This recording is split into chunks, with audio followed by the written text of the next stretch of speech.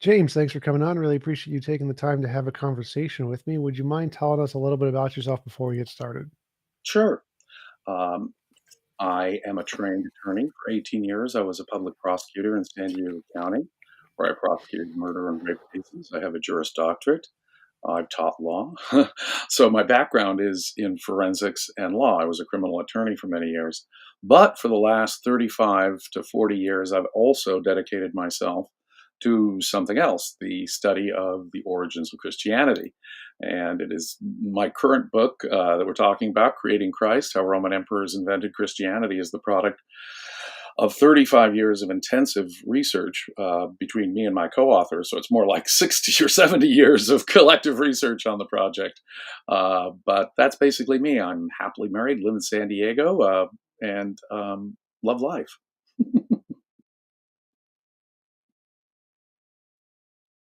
Self Muted myself and too tired. So tell me more about your position on did Romans create Jesus? Why do you think that happened? Why don't you think he was a real person? Um, Well, I do you think, think it was a combination? well, I think Jesus may have been a real person. The title may be slightly misleading. It's not creating Jesus, it's creating Christ. You see, the divine God man. There's little question that the upshot of modern scholarship is that the Gospels, the New Testament documents as we have them, are highly mythologized, unhistorical. Since the 1800s and the intensive work of brilliant German scholars who were reading very carefully the texts of the New Testament for the first time, they realized that, of course, they have very little to do with history. They're really recycled versions of Hebrew scripture, influenced by pagan mystery cults, as we now understand. So the historicity of the New Testament is really not an issue anymore. We What realize you mean like all of the dead didn't rise as soon as Jesus died? This wasn't a historical fact? no, but that doesn't settle the issue, which I think is a relatively unimportant issue, although scholars give it a great deal of issue, the historicity versus mythicism debate.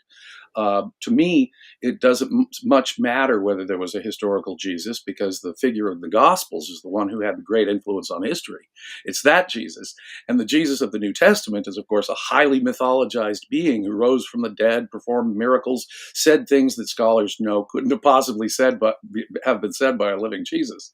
So there's a big difference between understanding that the New Testament presents a mythologized, recreated character, this Christ Jesus, and that's the character who was created in effect by New Testament Christianity. You said couldn't have been said by the living Jesus. What do you mean by that? Oh, most scholars, in fact, very, very famously, the Jesus Seminar a few decades ago did an analysis of all the sayings of Jesus found in the Gospels. And their conclusion was a good 85% or more of those things which are quoted from Jesus simply could not have likely been said by any living Jesus. Let's start with one of my favorites. Pick up your own cross and follow me, Jesus famously says. Now, before his crucifixion, now, let's assume Jesus could even miraculously predict the form of his own execution. Would his listeners have been able to understand that? Moreover, Jesus is talking about crucifixion in a symbolic way. Pick up your own cross, TJump, whatever that happens to be. So he's talking about it metaphorically and symbolically. That it suggests to me something said way after the crucifixion, or and put into the mouth of Jesus at much later time. And most scholars agree. Another good example are all of the Torah critical things that Jesus says. It's nothing that you put into your body that defiles. It's kind of a gross analogy. It's what comes out of your body that's gross and defiles. Well, that attacks and destroys the entire kosher diet uh, law from the Torah. All those dietary restrictions are thrown out the window by Jesus. Jesus does the same thing with the Sabbath. The Sabbath is made for man, not man for the Sabbath. Jesus declares that an uncircumcised centurion has more faith than any Jew of the time. Now, these are extraordinary anti-Torah statements, but scholars now recognize that it was the later figure, Paul, who did not know Jesus and who lived after any historical Jesus, who was probably the creator of this Torah criticism. His letter to the Galatians shows that Paul was in fierce debate with all of the Christian leadership before his time on just these issues: circumcision, kosher diet, that sort of adherence to the law. and whether what the effect of Jesus' crucifixion had on that. And so we realize now that the statements that the Jesus Seminar, for example, thought were the most credible to go back to Jesus, that 10 or 15% they said, are in fact the most anti-Torah, pro-Roman material, and therefore post-Paul. Paul would not have had such a fierce argument over these issues with all the previous Christians and Christian leadership had Jesus actually said those things that the Gospels quote him as having said. Paul never quotes Jesus, although it would have been quite helpful in his arguments about Torah changes in the Torah and so forth. More than that, Paul insists that all this stuff comes from his own revelation of Jesus Christ, and he learned it from no man. He specifically says. So scholars, at least most scholars now, recognize that the anti-Torah stuff that Jesus is quoted as saying, which the Jesus Seminar happened to think was the 10 or 15% that was most accurate, is really a post-Paul creation that was retroactively put into the mouth of Jesus to give Paul's side of the argument the authority of Jesus. That's the way most scholars now look at it, that the early Christians, including Jesus himself, must have been Torah orthodox. Let me further suggest that if there was a historical Jesus, he was crucified by the Romans, and that means that he was perceived as a violent, nationalist, militant, rebel, messianic figure. The first century was filled with such figures, rebel figures, who were Torah orthodox, militant nationalists. And Jesus, of course, is just the opposite. The New Testament, when you look at it from the 30,000-foot perspective, is in fact, and you put it into its historical context, these two great Jewish wars of the first and second centuries, which were religiously motivated, in fact, motivated by the messianic prophecies of the Jews. They were militant, nationalist, sectarian, Torah orthodox. In effect, they were the opposite of our New Testament Christians. The New Testament, written in Greek, clearly represents a critical reaction to the Jewish rebels of the first two Jewish wars. These cataclysmic Jewish wars are the historical context here that must be borne in mind. The Jews fought a tremendous war with the Romans in the first century. It was the war that reduced the temple to the Wailing Wall that it is today. There may have been hundreds of thousands of casualties, tens of thousands of Jews brought into slavery at this time. It was a psychologically and religiously traumatic event for Jews. Pagans and Jews both recognized that it was the messianic prophecies of the Jews which had most motivated this war. And so what we see in Christianity, according to my thesis, is a critical response to the Jewish rebels of the time. It not only has the theological agendas, which most critical scholars acknowledge, it also has a political agenda, clear political agenda. Paul 13 commands obedience to the Roman state as if they are God's, declaring them to be God's agents on earth. Rebellion is not just a bad idea, it's a sin. Not paying your taxes is not just a good practical idea of getting along with the Roman Empire. It's a sin to not pay your taxes because the Roman state are God's agents on earth. Whew. Well, Jesus says similar things. He declares of a Roman centurion that he, not just a Roman, but a Roman centurion in this age of rebellion, has more faith than any Jew he knows, period. End of report. This uncircumcised Jew, this uncircumcised Roman soldier, not just a Roman, but a Roman centurion, has more faith. Now, if you look at it, the New Testament is riddled with Roman fingerprints and Roman propaganda. I was having a discussion with Bart Ehrman earlier this year, the very famous critical biblical scholar who just conceded flat out that the passion narrative, the story of Jesus' trial and execution, is pure fiction, and that the structure that all four gospels share is basically a parable, an allegory, fictional allegory, designed to exonerate the Romans for the execution of Jesus and to blame the Jews. Let's face it, Christian anti-Semitism over the last 2,000 years has been a direct product of the stories of the New Testament, which squarely blame the Jewish people collectively for the death of Jesus. When they would do passion play, performances during the Middle Ages, that would routinely cause mob violence against local Jews, who are clearly blamed. In Matthew's version of the Passion, he has the Jewish crowd who's demanding Jesus' death 3 times before Pilate, who declared Jesus innocent in all 4 Gospels, flat out innocent, says, let's not do this. And the crowd insists on, a Jewish crowd insists on Jesus' death 3 times violently before Pilate finally, not wanting a rebellion on his hands, says, okay, let's crucify Jesus. But he melodramatically, like a political cartoon, washes his hands of it. And in Matthew's version, the crowd even collectively says, apparently in unison, his blood is on us and on our children. Well, we don't even need that when you understand the whole passion narrative, the betrayal of Judas, the denial of Peter, the conviction of violating the Mosaic law by the Sanhedrin, Pilate's declaration of his innocence, and so forth and so on. It's quite plain that it's political, that the structure of the passion narrative in all four gospels is political, fictional parable. We know it's fiction because had the Sanhedrin wanted someone executed, they would have had them stoned, as we know they had the power to do, and as historians tell us they did routinely. They would have had, like James, the brother of Jesus, according to Josephus, is stoned. So, had the Jews ever been involved in this, it would have been a stoning, not a crucifixion. Um, this leads me to be strongly a historicist. I think there was a historical Jesus, but I think he was a violent militant rebel, exactly the opposite of the guy who's presented in the Gospels. So explain more about that. Tell me that you're historicist because why? What is it that tells you that there was a Jesus, and it's not just full mythicism? Well, the mythicists, when I first became an atheist, many as a teenager, many, many years ago, I figured there must have been a historical guy named Jesus. And they, crucified by Pilate, and they just exaggerated the stories about him over time. And they added to him like decorating a Christmas tree or something over time. And the fact that the Gospels are so heavily mythologized does at least leave open credence to the idea that Jesus may have been a total myth. On the other hand, if we press the matter further, the earliest Christians were having a hard time with Jesus' crucifixion. Paul is perfectly vague about the powers of this age that were responsible for the execution of Jesus. He doesn't want to name them at all.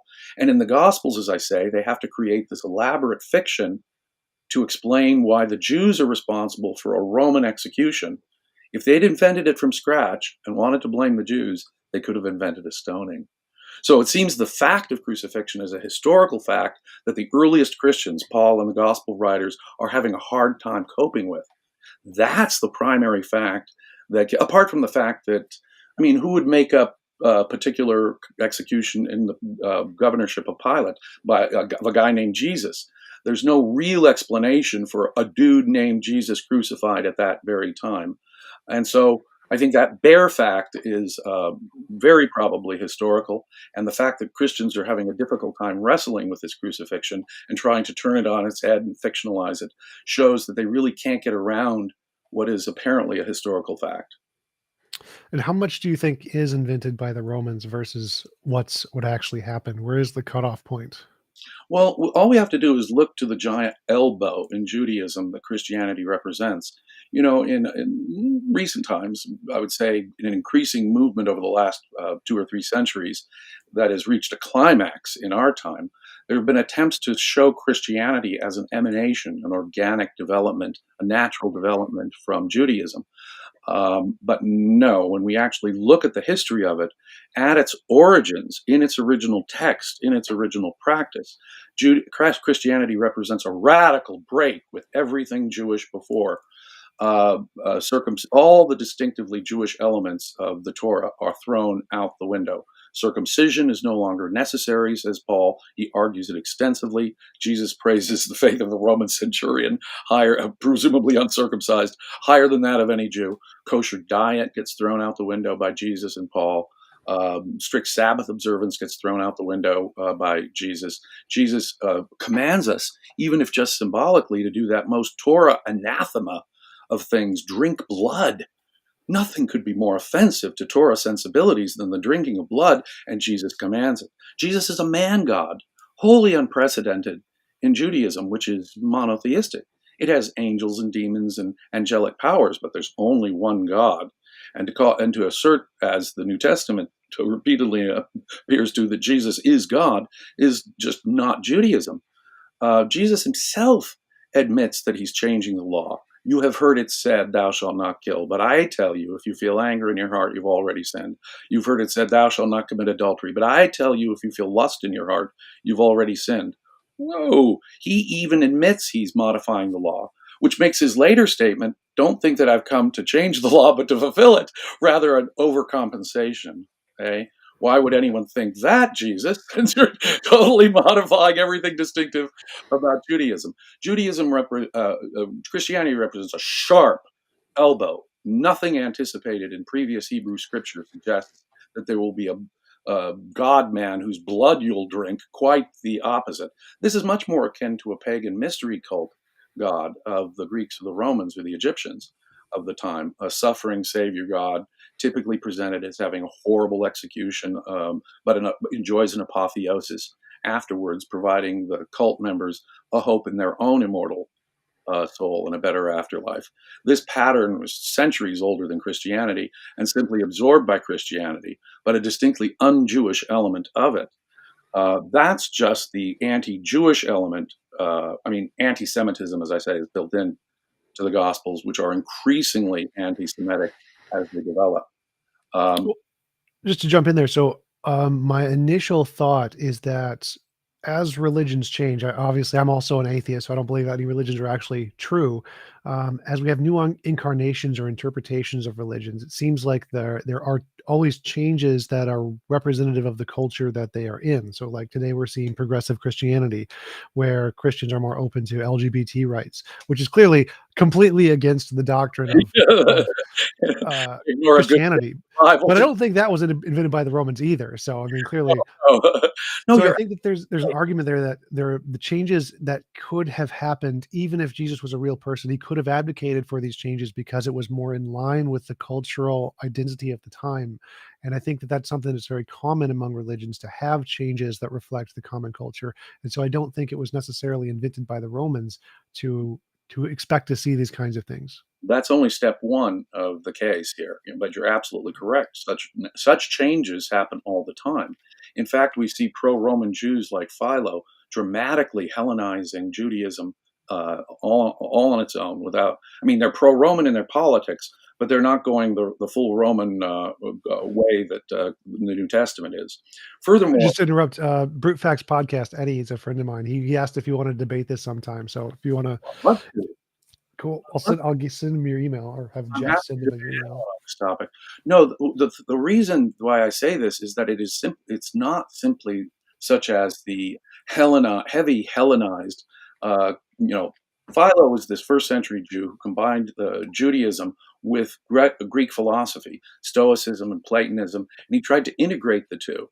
And that's the sort of natural, organic development one can see going on in Judaism. What we see immediately after the First Jewish War, however, is a paradoxical combination of things. The most radical elements of the Jewish rebel nationalists being combined, says these people resist Greco-Roman culture.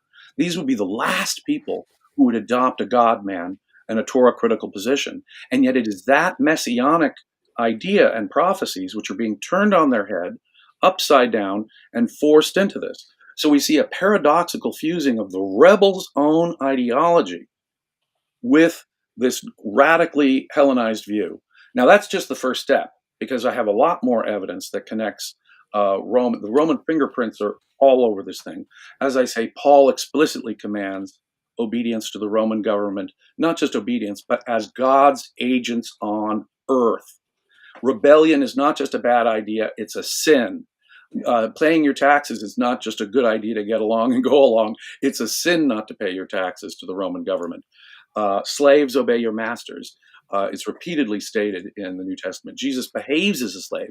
He converts the entire 90% of Jews, more than 90%. The widespread expectation of Jews was that their Messiah would be a man, an earthly man, maybe with miraculous powers like Moses or Joshua from the Old Testament, but he would be a human being who would lead the Jews to an earthly conquest, earthly political victory. He would be a military political guy who would kick the Romans' butts here on earth and give the Jews their independent state again. Jesus turns that whole conception of Messiah upside down. My kingdom is not of this earth, says Jesus. And you disciples, you've got it all wrong. In the kingdom of heaven, the last shall be first and the first shall be last. And so let me just act me, the Messiah, the King of the Jews. Let me get on my knees and behave as a slave and wash the feet of y'all. Jesus is Well, just to, at that point, I also seem to be doesn't seem to be Like, it must have been invented by the Romans, because if there was somebody who thought they were the Messiah and they didn't have any military power, obviously they can't. The Jews were expecting somebody to come with a sword and like conquer the Romans and take over. And clearly Jesus wasn't going to do that. So he had to make up some excuse, right? Why aren't you like militarily taking over? It's like, oh, it's because I'm not here to do that, right? So Well, that's justifiably also like something he could have just made up. there's real no well, but the point is that Jesus is advocating. Well, there's all kinds of other things. When has his famous prophecy about the destruction of the temple in Jerusalem, which is of course a post-event prophecy, like most accurate prophecies from religionists, they're written after the event to put back into the past. And I told you so, prophet. And this is true of Mark 13. When Jesus comes into Jerusalem and predicts the destruction of Jerusalem and the temple by the Romans, he makes this prediction as a dire warning against rebellion. In fact, many of the statements of Jesus cannot be understood except in the rebel context. Whoever picks up the sword shall die by the sword. Well, lots of people who pick up swords die of natural causes. So it's an absurd statement on its face. But in the context of the Jewish war, it makes perfect sense. You see, whoever fights against the Romans are going to get their butts kicked. And again, the whole prediction of the fall of Jerusalem is a dire warning to the rebels not to rebel. Jesus goes into the temple, which the Romans are about to destroy, morally justifies the Roman destruction to come. You've turned it into a den of thieves instead of a house of prayer for all nations, which is exactly what the rebels would not say. And he actually physically commences the destruction of the temple, the attack on the temple that the Romans would complete. Um, as I say, obviously the death stories of Jesus are a political parable, a political fiction designed to exonerate the Roman state and inculpate the Jews. The theme implicit in the New Testament Gospels is that the Jews were punished, got their punishment in the Jewish war, and lost precisely because they misunderstood the concept of Messiah and killed their own Messiah because of it. And the Jews got their comeuppance for it.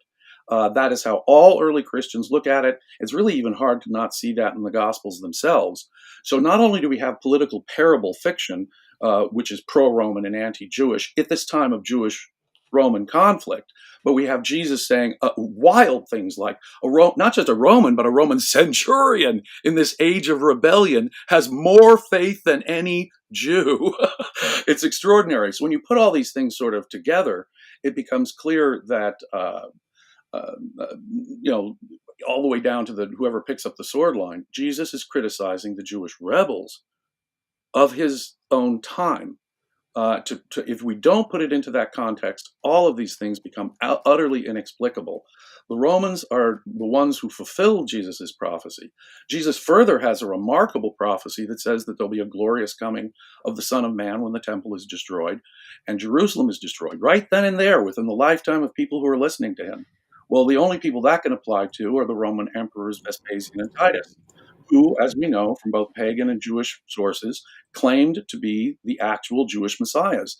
These uncircumcised Roman conquerors are, in fact, the Jewish Messiah, according to the Jew Josephus, Yohanan ben Zakkai, the father of the rabbinic movement at Yavne, as well as pagan historians like Suetonius and Tacitus.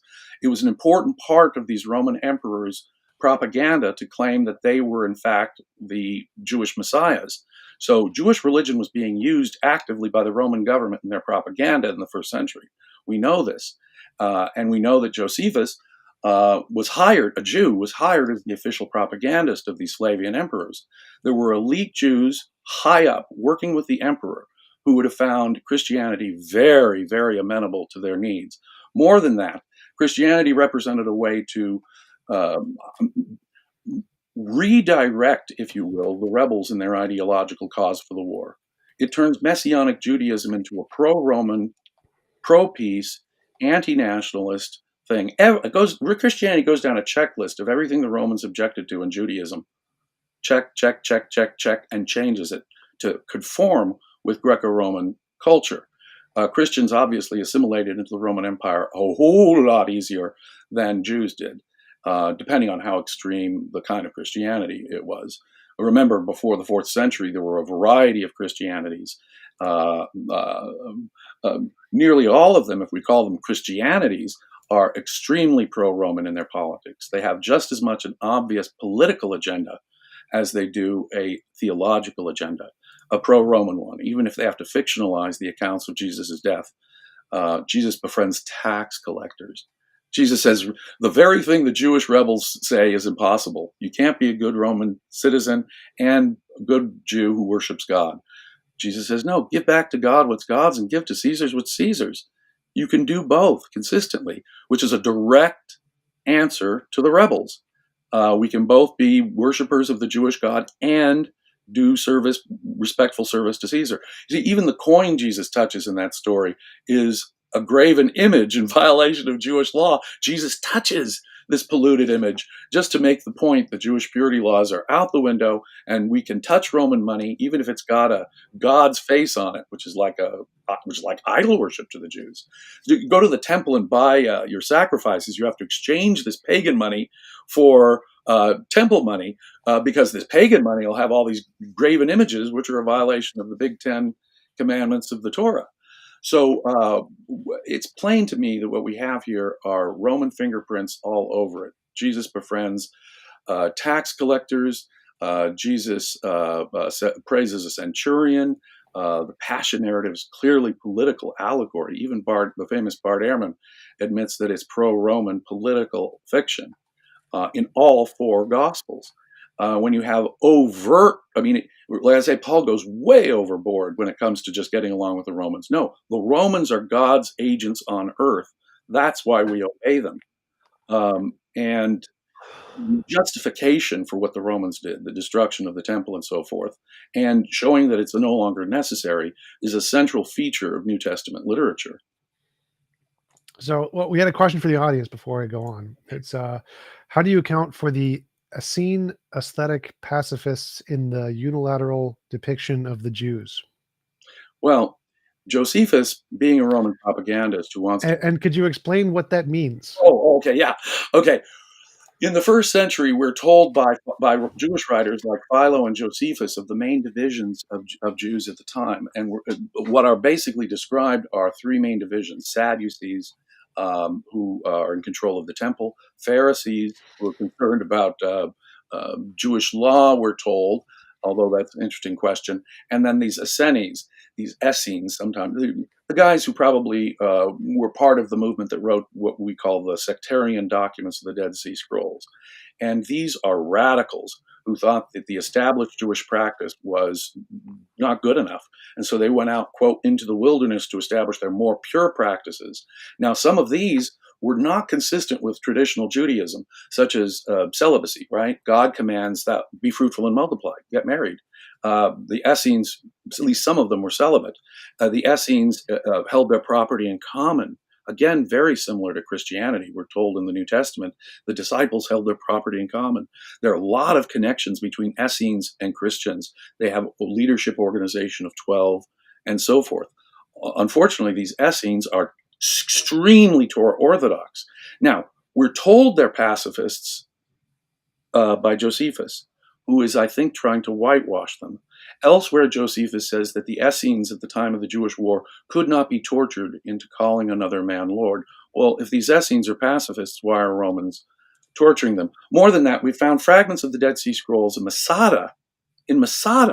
So the militant rebels who were holding out to the last minute there in 73 at Masada, who committed mass suicide, according to the story of Josephus, were Dead Sea Scrolls type sectarians, Essenes. We have other writers who are a little more honest than Josephus, who admit that there was an entire sect of Essenes who were, in fact, militant Essenes, who appear to be the leaders of the Jewish revolt. These so-called peace-loving Essenes, I do not believe were advocating things like paying your Roman taxes, nor were they introducing blood drinking. It would be Torah anathema to them. Nor were they saying circumcision and kosher diet were, nor were they saying things like Rome are God's agents on earth. We have no evidence that the Essenes went even 10% as far as the Christians did in declaring God to have gone over to the Roman side, or in their sweeping denunciation of everything distinctive in the Torah. No Essene is said to have done that. That we Well, find uniquely in Christianity. There's well, I nothing think there's an argument there that narrative. Well, I think there's an argument there that's like natural selection versus design. It's or a parallel to that argument. So it's possible that there are many different variations of interpretations of Christianity at the time, and the one that isn't, the one that's naturally selected by the others being killed off is the one that's going to be successful. And so, because the Jesus narrative was most in line with the Romans, they didn't have to invent it; they just killed off all the other ones. No, Therefore, for it to be Jesus's narrative, that's fiction. It was Paul's narrative that criticized the law and said the Romans are God's agents on earth. The Gospels were written after Paul's letters. That too is now a scholarly consensus. Paul is almost entirely ignorant of the contents of the Gospels, and the Gospels appear to be justifying Paul's theology. So it's now universally, almost universally accepted by scholars that Paul's letters came well, first, and just that to classify all of those into one, just sort of call it Jesus' narrative, just as a title. right. But the point seems to be, and this is a question I had too, was that it seems like it's possible that this didn't need to be invented by the Romans, more that the Romans could just latch onto it because there's probably going to be lots of versions of Christianity, like there always are, Well, and they're going to pick one that's most conducive to their ideology. there And is so, no why evidence. would this There's why no would this need to be invented? And because there is clearly lots of different changes to the Jewish culture in many different directions, such as these guys. Yeah, I'll continue with the evidence for this that makes it conclusive. I mean, Paul refers to high connections in Caesar's household that he has. Paul refers to famous people who are probably Roman imperials and high ranking government officials in the state. Paul refers to his access to the entire Praetorian Guard. In the book of Acts, Roman officials are constantly protecting Paul from Jewish attacks. Again and again and again and again, we see uh, uh, it could be even, some scholars have argued that Paul is related to the Herodians, the pro Roman client kings of the Jews. There's significant evidence, at least to that effect, and Professor Eisenman has, I think, made some good arguments in that regard.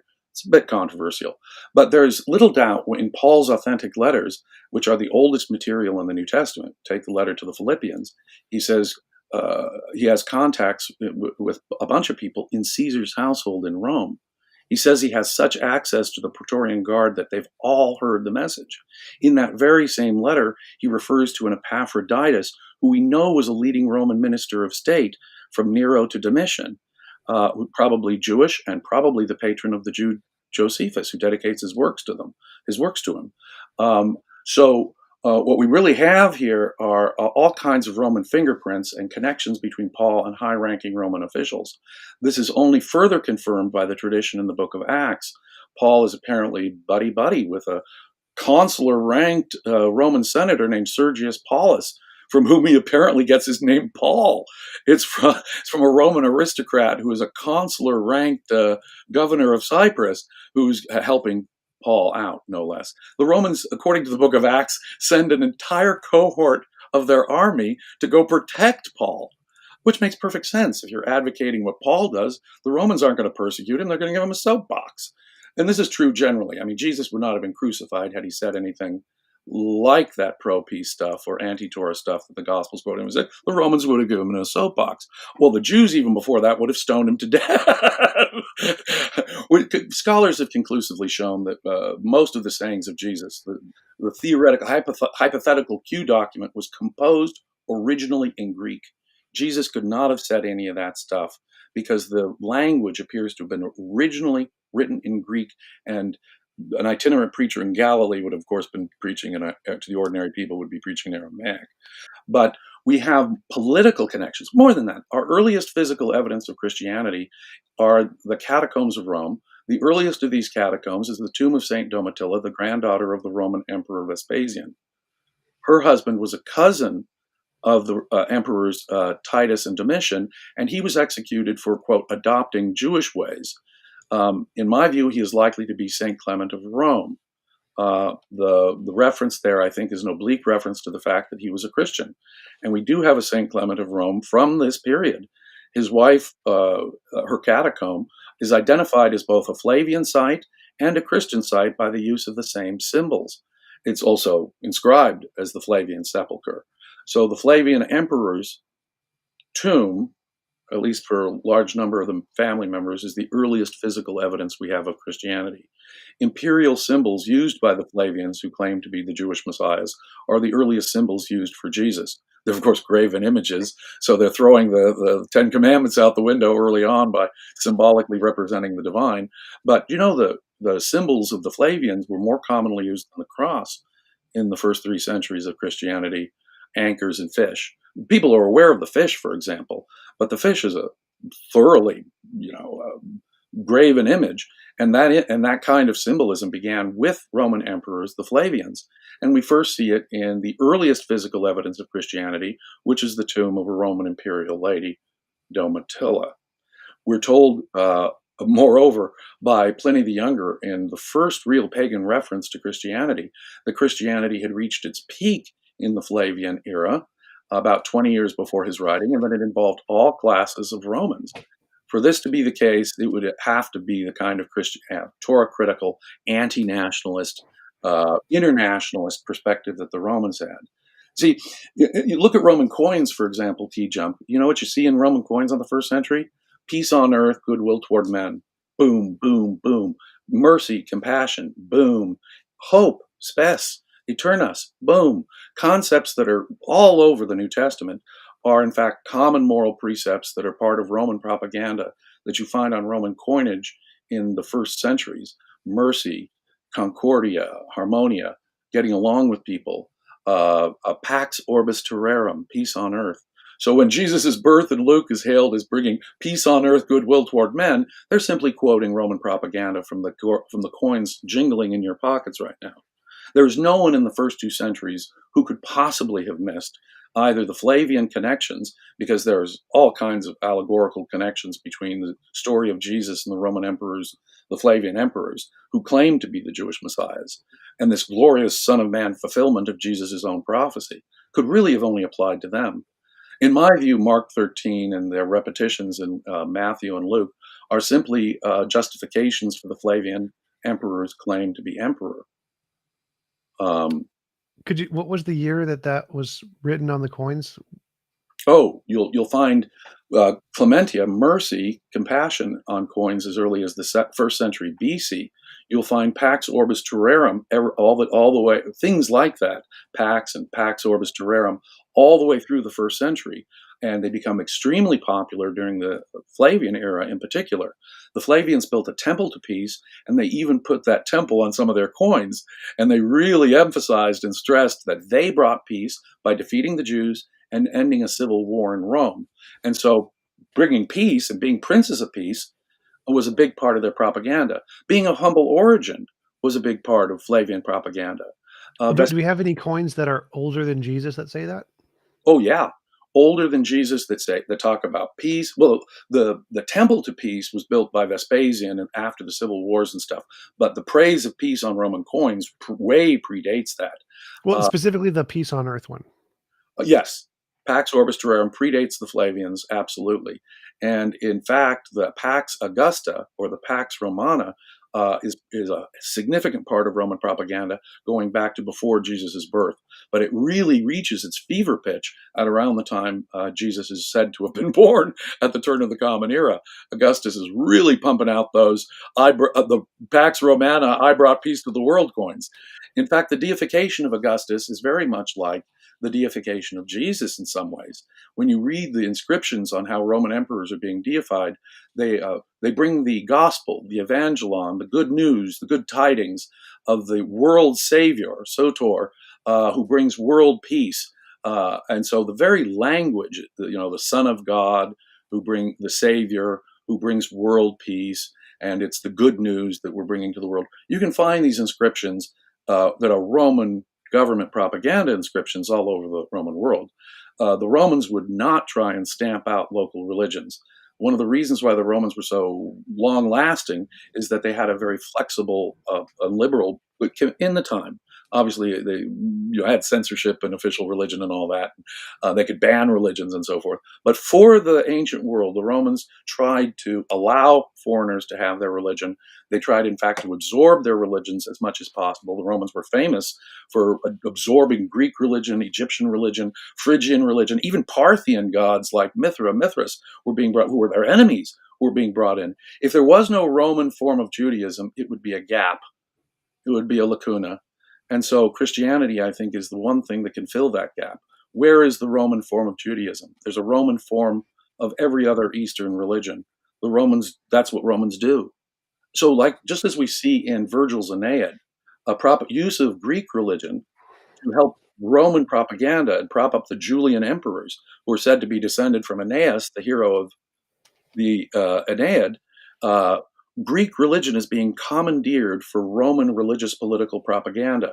Similarly, the New Testament, like the Aeneid, is using a foreign religion, just as Virgil did in the Aeneas, to prop up a new dynasty, the Flavians, at least initially.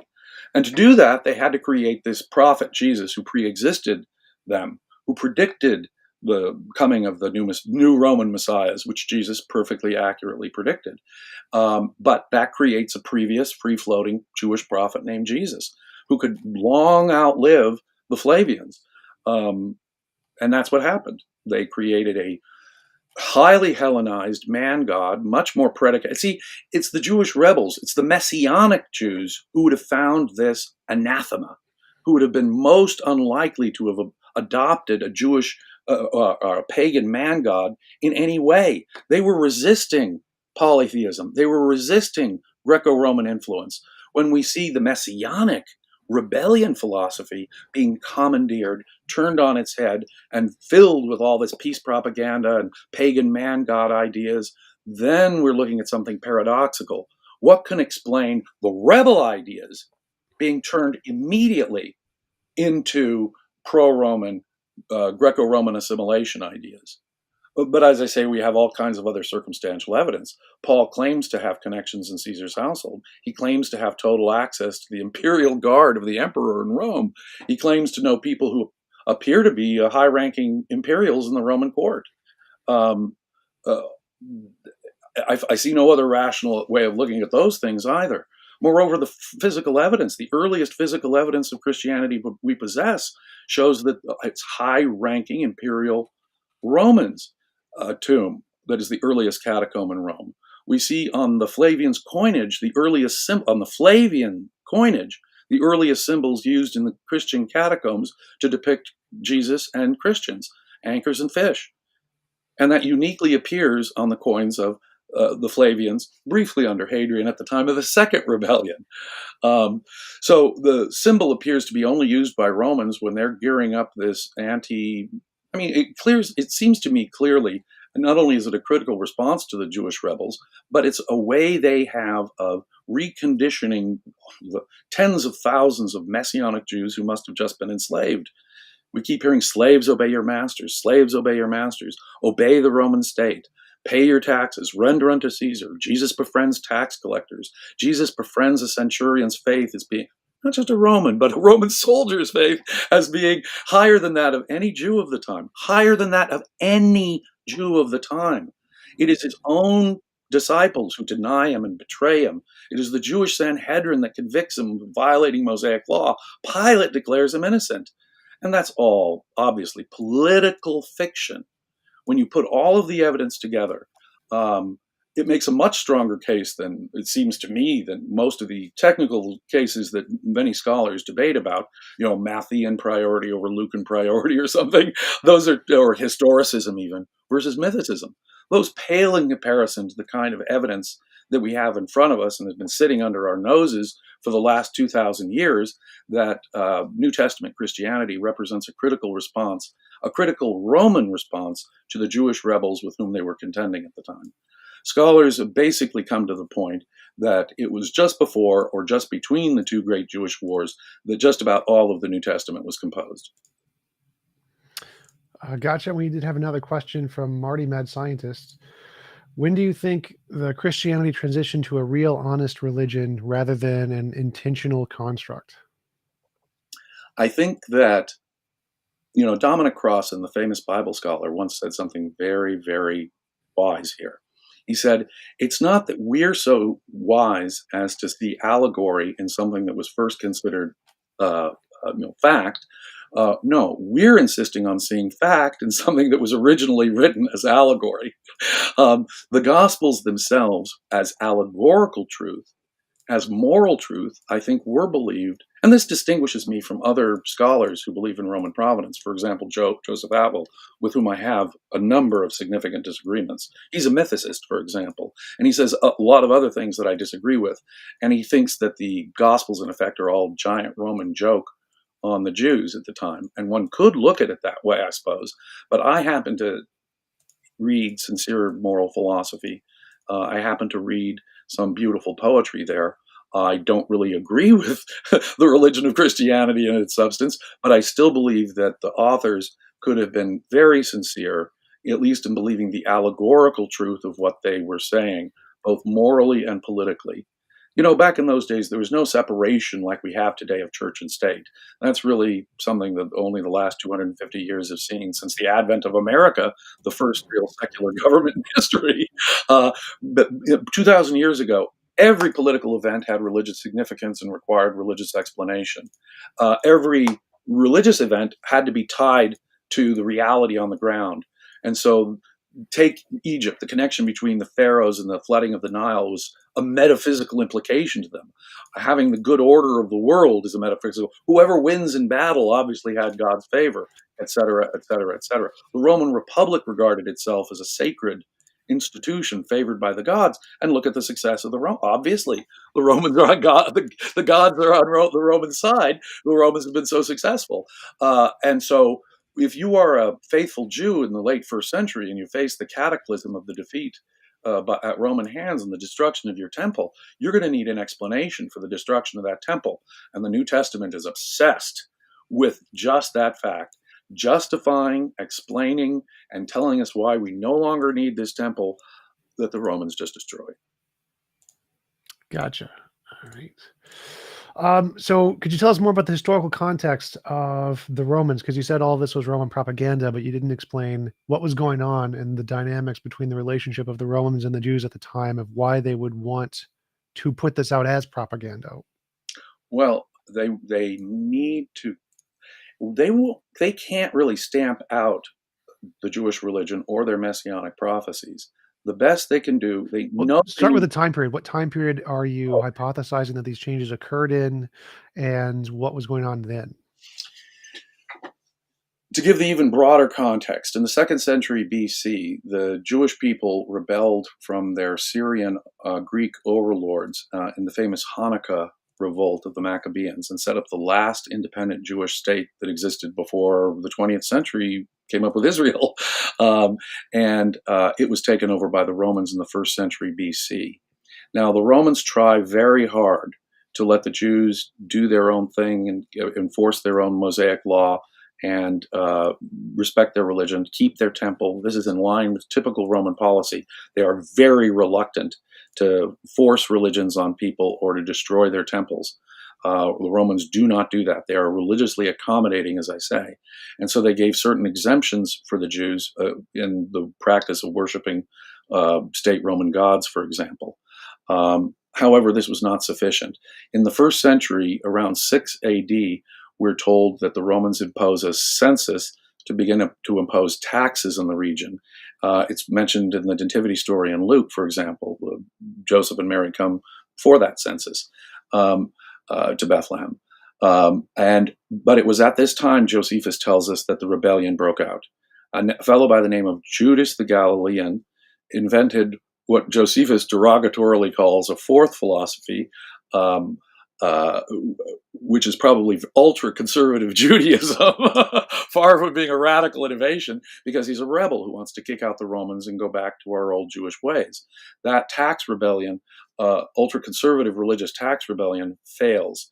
But from that time forward, throughout the first century, we have violent disturbances all over the Roman Empire between religious Jews and Greeks and Romans. We have it in Alexandria and Egypt, and a delegation has to be sent to Caligula around 40 AD to settle the matter. There's disturbances of violent Messianic Jews in Rome in the 40s, causing the Emperor Claudius to expel all the Jews from Rome for such violent disturbances. There's Arson in the city of Antioch blamed on Jewish rebels. So whether it's Rome, Alexandria, Antioch, we have an empire-wide problem that requires an ideological response. And as I indicated, the Romans were experts at ideological counter-propaganda that involved religion. They used Greek religion, Egyptian religion, and their own political propaganda to get those people to be absorbed and assimilated into the Roman Empire. Christianity represents precisely that. It's an effort to absorb and redirect the messianic religion that was causing such violent problems to the Romans. 10 to 15% of the population of the entire Roman Empire was Jewish. I mean, think about it today. Only 2-3% of our population are Jewish in America. Only 12-13% are African Americans. 10 to 15% of the entire population, Rome, Alexandria, the Greek area, all the way to Syria, are Jews. They need an empire-wide ideological response, the sort of ideological response they're used to mounting. If we don't have something like Christianity, I would be very much surprised. It takes an extremely pro-Roman perspective and an extremely anti-rebel perspective while commandeering the very ideas of those rebels. A paradoxical move that I think cannot otherwise be explained. Can you talk more about, you said there were examples of Romans doing this before with the Greeks and the Egyptians. Can you talk about the history of when and how Romans have done this before and used propaganda in order to inculcate a group of people into the community? Well, very famously, by the 2nd century BC, the Romans had pretty fully adopted the Greek pantheon of gods and identified them with their own gods. By the 1st century BC, you could worship Well, were Egyptian. they using the same kind of propaganda here in that's what I'm looking for, like Yeah, connections between the propaganda? that's only step one, how their awareness of and the infiltration of these foreign cults. But I'll give you all manner of sorts of examples here. It's not just the Greeks; it's the Egyptians. It's not. It's you name it. If we are let's see, we give you a great example. Serapis is a god who was created by the Ptolemaic Egyptians, a fusion of Osiris, who was a bodily resurrected. He's an Egyptian god of the afterlife. He was torn apart by his enemy, and his wife Isis puts his body back together to resurrect it. And he's the god of the underworld.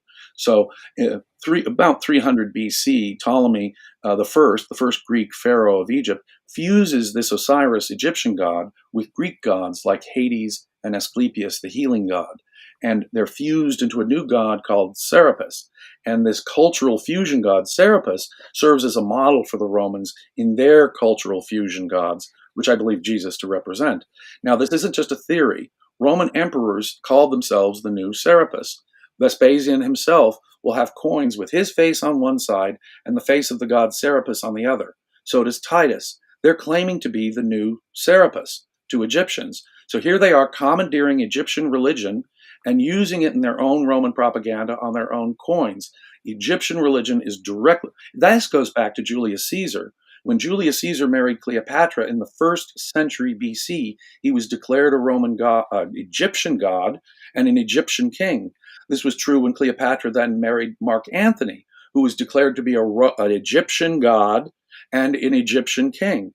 So the Romans, as early as the 1st century BC, are calling themselves the god pharaohs of Egypt, in effect, just as they're absorbing Greek religion and saying we're the descendants of these heroes from Homer, this Greek myth story. And that's what Virgil's Aeneid is all about. On Augustus's coins, you'll see images to distinctively Greek gods. You'll see all kinds of other imagery where the Romans are themselves absorbing. I mean, the Emperor Nero was given a diadem and worshipped as the Parthian god, or a version at least, of the Parthian god Mithra. That's Nero in the middle of the 1st century before the Jewish war. So we have many, many, many examples of Romans using Egyptian, Greek, Parthian, Phrygian religion. As I say, it would be a gap, a lacuna, if we didn't see a pro-Roman version of Judaism. And to see a pro-Roman version of militant Messianic Judaism is particularly paradoxical. So they've done this to pretty much every major religion that they've had conflict with. It's a very common thing Romans do. almost inevitable thing. If it's one of the older cultures from the Eastern Mediterranean and the Middle East, one of these ancient cultures the Romans had tremendous respect for, I cannot find a single example where they didn't do this. But you can also find it in Europe, side by side inscriptions done by wealthy and political Romans to the local gods that the Romans are doing. They're praising the local gods side by side with Roman state gods Do, all over do, the Roman Empire.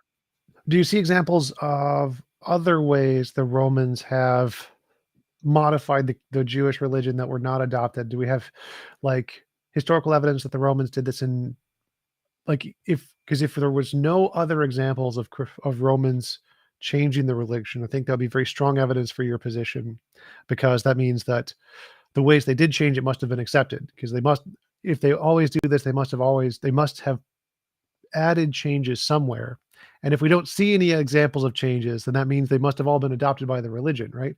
So are there any other examples that of things Romans did to try to modify Judaism which were not accepted by the Jewish culture? Oh, everything just Jews to this day circumcise as a matter of mandatory. Nearly all Christians in Europe do not and have not for the last 2,000 years. Circumcision is simply not a religious requirement under Christianity. Most European Christians have never been circumcised, and yet is the very essence of the covenant with Abraham. Abraham says, "Circumcise all your male children." That's the symbol of the covenant with God. Out gets tossed the covenant's major symbol, circumcision. Kosher diet thrown out the window entirely. It's nothing you put in your body that defiles, says Jesus. You can eat anything you want, anything. Sacrificed to idols, unkosher, cheeseburgers, lobster, pork, you name it, you can eat it. And or strict Sabbath observance. The Sabbath was made for man, not man for the Sabbath, etc. All the purity laws, offending political sensibilities of contemporary Jews by befriending tax collectors and praising centurions, and so forth and so on. It is both political and religious. Jesus is on a systematic assault on Orthodox Judaism of his time, particularly Messianic Judaism, where he insists that their concept of Messiah as a real world political figure is all wrong. In the kingdom of heaven, the last shall be first and the first shall be last. So when the disciples say, "Who shall be the first?" Jesus is saying, "You guys got it all wrong. What you need to do is become a slave. Being a slave is your salvation opportunity." In one of the letters attributed to Paul, Paul even says it's a salvation opportunity to have a harsh master. Because, gosh, you're really getting credit on the other side in heaven. You'll really be on top on the other side. Jesus says, "My kingdom is not of this earth." He's the king of the Jews, and he gets down on his feet and he acts like a slave and he washes the disciples' feet over and over and over, making the point that the rebels' conception of Messiah is incorrect. It's not a real earthly king, but an otherworldly king whose kingdom is not of this earth. That is, of course, Greek philosophy, Plato, all over the place. It's not Jewish ideas, however. And as I say, even that Hellenization of Judaism was found only in people like Philo, who were very much politically pro-Roman anyway. Among our rebels, which is where a lot of the ideas from Christianity are stolen and taken from, to find it in that context is utterly paradoxical, utterly paradoxical. And as I say, there's all kinds of other evidence from the text that the earliest writer of Christian material, Paul, was himself working with high-ranking Romans. There were high-ranking Jews at the time, as I say, many elite Jews who were obviously most Jews, probably joined the rebellion and were sympathetic with the rebellion. But there was a handful of very wealthy Jews who were working with the Romans and were trying to assimilate into Roman culture. These are the people who I suspect were behind the writing of the New Testament. Jews who wanted to get along with the Romans and redirect for political purposes the messianic philosophy that was causing the Jews such trouble. There'd be a second rebellion in the second century, which would cause the Jews to be expelled from Judea altogether. And there'd be no Jewish state until the 1940s when the state of Israel was created. Between that entire time, the Passion play performances in the Middle Ages, as I say, that recount the biblical story of Jesus' death, and it would typically cause mob violence against the local Jews. The Christianity claims to be built on Judaism, but it is an anti-Semitic religion that changes every distinctively Jewish feature of the religion, whether it's circumcision, kosher diet, Sabbath observance, the inhibition against graven images. From the start, Christians had no problem symbolizing God in crosses and anchors and fish, and making graven images left and right. The Protestants, very interestingly, in the 16th century, wanted to get back to basics and say, whatever happened to this rule about idols and graven images? So they stripped all those beautiful Catholic churches down to the bare minimum. So in Protestant Northern European churches, all you see is like a bare cross or something, if you see that, because all these statues and stained glass and candles and stuff. That's all anathema to Protestants who realized the problem here, you see. And so from that point forward, there's been an attempt by Christianity to re-Judaize what is an anti-Judaic philosophy in its origins. Now, I mean, Awesome.